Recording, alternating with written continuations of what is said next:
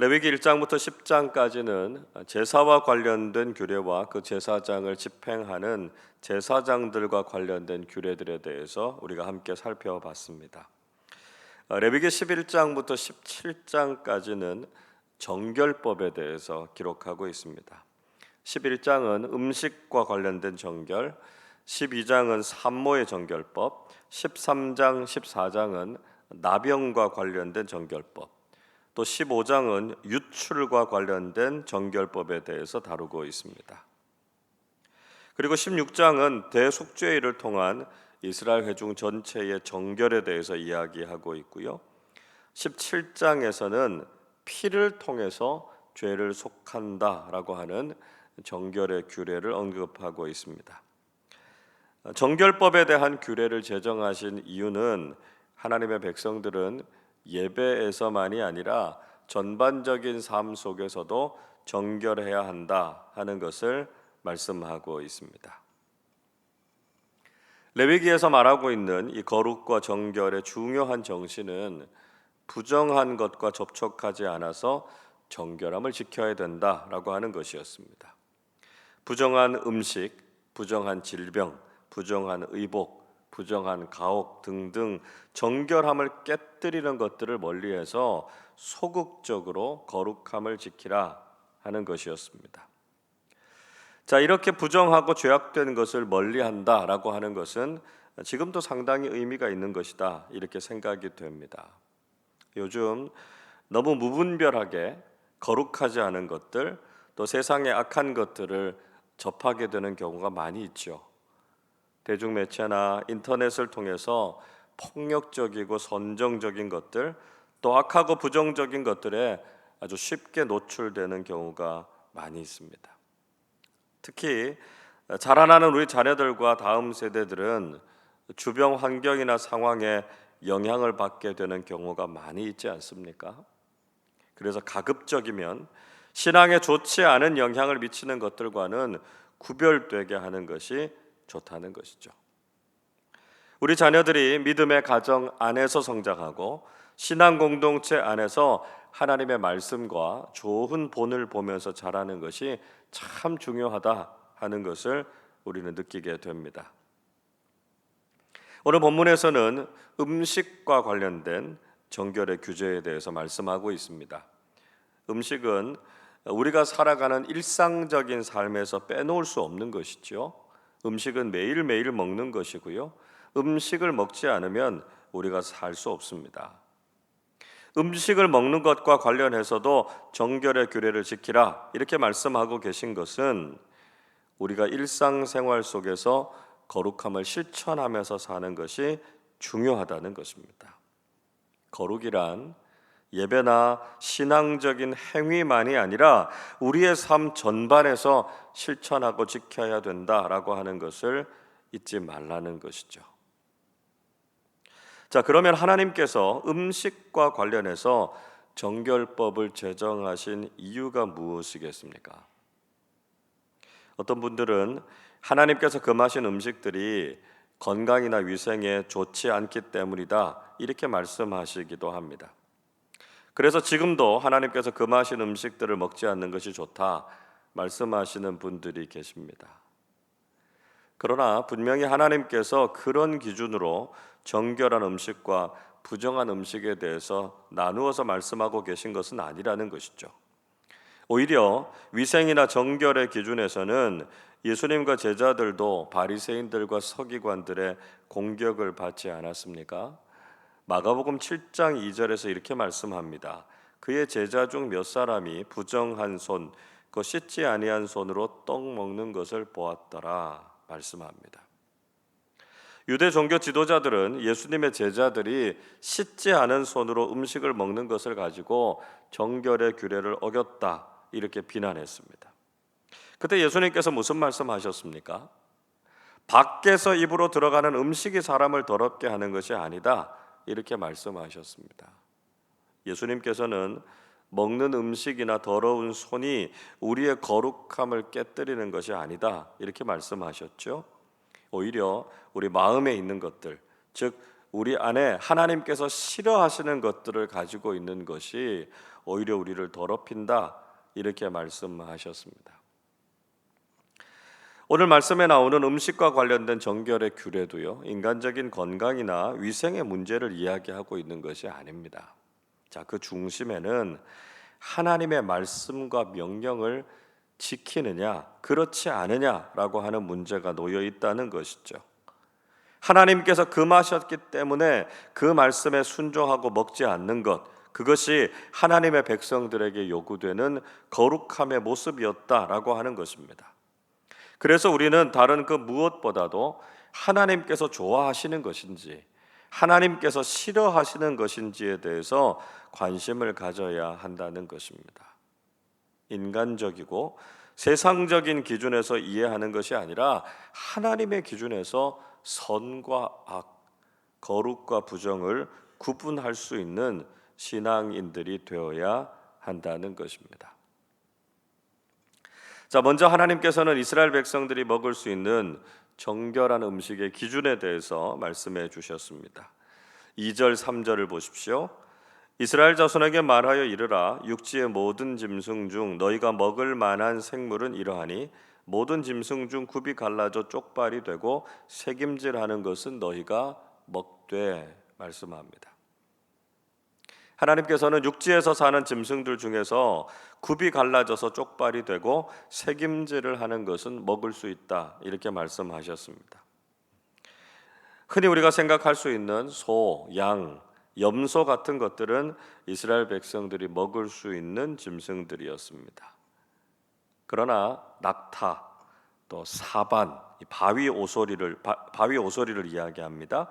토끼, 돼지, 이런 것들은 기준에 부합하지 않기 때문에 먹지 말라, 이렇게 말씀하셨습니다. 사실 돼지 같은 경우는 우리도 자주 먹는 것이죠. 당시의 구약 세계 주변에서도 식용으로 사육되는 경우가 많이 있었다고 합니다. 그럼에도 불구하고 먹지 말라, 이렇게 말씀하신 것은 다른 이유에서 먹지 말라, 이렇게 말씀하신 것이 아니고요, 그저 하나님께서 먹지 말라고 명령하고 금하신 것이었기 때문이었습니다. 하나님께서 먹을 수 있도록 허용하신 가축들도 충분히 있었기 때문에 지나치게 먹는 것에 대한 호기심을 갖거나 탐욕을 가지고 금지된 짐승들을 먹어서 하나님의 말씀을 어기지 말라 하는 것을 말씀하셨던 것이었습니다. 둘째로, 물에 사는 것 중에 먹을 수 있는 음식에 대한 기준에 대해서도 말씀하셨죠. 9절을 보십시오. 물에 있는 모든 것 중에서 너희가 먹을 만한 것은 이것이니 강과 바다와 다른 물에 있는 모든 것 중에서 지느러미와 비늘 있는 것은 너희가 먹되, 말씀합니다. 하나님께서는 강과 바다 그리고 물속에 사는 것 중에 지느러미와 비늘이 있는 것은 먹어도 된다, 이렇게 말씀하셨습니다. 그러나 지느러미와 비늘이 없는 것은 먹지 말라, 말씀하셨습니다. 이 기준에 대해서도 일반적이고 정상적으로 보이는 그런 물고기의 모습을 하고 있는 것은 먹을 수 있지만 그렇지 않은 것은 먹어서는 안 된다, 이렇게 말씀하시는 분들이 있습니다. 그리고 지느러미와 비늘이 없는 것이 위생이나 건강에 좋지 않기 때문이다, 이렇게 설명하기도 합니다. 그러나 역시 이것도 맞지 않는 말이죠. 비늘과 지느러미가 있는 것 중에도 보거 같은 경우는 독을 가지고 있어서 위험하지 않습니까? 또 아마존에 사는 식인 물고기들, 비늘이 있고 지느러미가 있지만 훨씬 혐오스러운 모습을 가지고 있습니다. 물고기들 중에서도 정결함과 부정함을 나누는 기준은 다른 데 있지 않았고요, 하나님의 명령과 하나님의 기준이었다라고 하는 것입니다. 이런 기준에 따라서 먹을 수 없는 것은 대표적으로 오징어, 문어, 이런 연체류, 게와 가재 같은 갑각류, 또 조개 같은 어패류 같은 것들 먹을 수 없었습니다. 자, 어떻게 보면 요즘 우리가 특별하게 먹는 음식들이죠. 낙지나 쭈꾸미 같은 것, 랍스터나 킹크랩, 조개구이, 이런 것들 사람들이 찾아다니면서 일부러 먹는 음식들이지 않습니까? 율법의 시대였다면 우리가 먹을 수 없는 음식들이지만 복음의 시대를 살아가기 때문에 우리가 먹을 수 있다라고 하는 거죠. 우리가 복음의 시대를 살아가고 있다라고 하는 것이 얼마나 큰 은혜와 축복인가 하는 것을 깨달아야 한다는 것이고요. 복음이 주시는 자유함과 풍성함에 감사하는 삶을 살아야 된다라고 하는 것을 기억하실 수 있기를 바랍니다. 또 새 중에 먹을 수 없는 것들에 대해서도 말씀하셨습니다. 독수리 종류와 말똥가리 종류, 또 까마귀 종류와 타조, 올빼미, 부엉이, 박쥐 이런 것들 먹을 수 없었습니다. 사실 이런 것들은 별로 먹고 싶지 않은 것들이죠. 여기에서 언급되고 있는 새들은 주로 죽은 짐승의 고기를 먹는 새들이었습니다. 그래서 그들의 외형과는 별로 상관이 없이 시체를 접촉하면 부정해진다라고 하는 율법의 정신에 따라서 금지된 것들이었다, 이렇게 볼 수 있습니다. 그리고 곤충들 중에서도 먹을 수 있는 것이 있었습니다. 21절 보십시오. 다만 날개가 있고 네 발로 기어다니는 모든 곤충 중에 그 발에 뛰는 다리가 있어서 땅에서 뛰는 것은 너희가 먹을지니 말씀하고 있습니다. 곤충들 중에서 날개가 있고 네 발로 다니면서 그 발로 뛰는 것, 그건 먹을 수 있다는 것이죠. 주로 메뚜기 종류들이었습니다. 과거에 우리도 메뚜기를 먹기도 했었죠. 학교 다닐 때 생각해 보면 제 친구들 중에서도 메뚜기를 반찬으로 싸우는 친구가 있었습니다. 근데 다른 곤충들에 대해서는 부정하다, 먹지 말라 이렇게 말씀하셨습니다.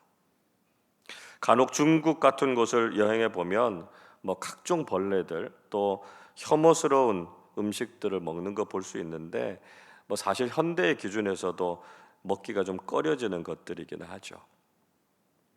자, 음식을 통해서도 정결하라 이렇게 말씀하시는 것, 앞에서도 말씀드린 것처럼 일상적인 삶에서도 거룩함을 유지하라라고 하는 하나님의 마음이 잘 드러나 있는 것이다, 이렇게 말할 수 있습니다.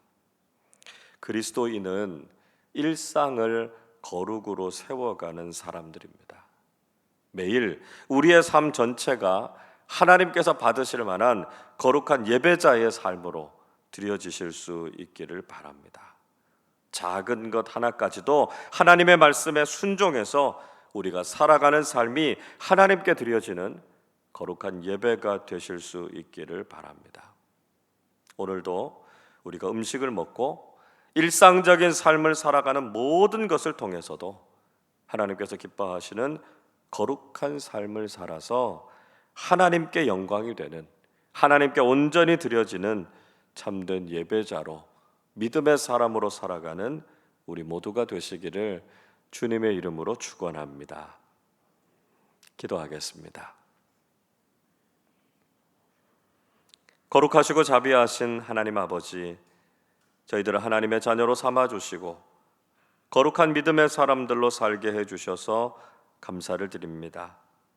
세상에서 악하고 거짓된 것들을 접하지 않게 하시고 하나님의 말씀과 성령님 안에서 진실하고 거룩한 삶 살게 하여 주옵소서. 정결한 음식과 부정한 음식을 나눈 하나님의 명령을 지켰던 이스라엘 백성들처럼 저희들도 하나님의 말씀의 기준에 따라서 순종하며 거룩하게 살게 하여 주옵소서. 우리의 예배만이 아니라 우리의 일상적인 모든 삶도 하나님께 드려지는 거룩한 예배가 되게 하여 주옵소서. 또한 복음 안에서 우리를 자유하게 하시고 풍성하게 하시는 하나님의 은혜를 감사함으로 누리게 하시고 오늘도 거룩한 삶을 통해서 하나님께 영광을 올려드리는 삶 살게 하여 주옵소서. 감사드리며 우리 주님 예수 그리스도의 이름으로 기도하옵나이다. 아멘.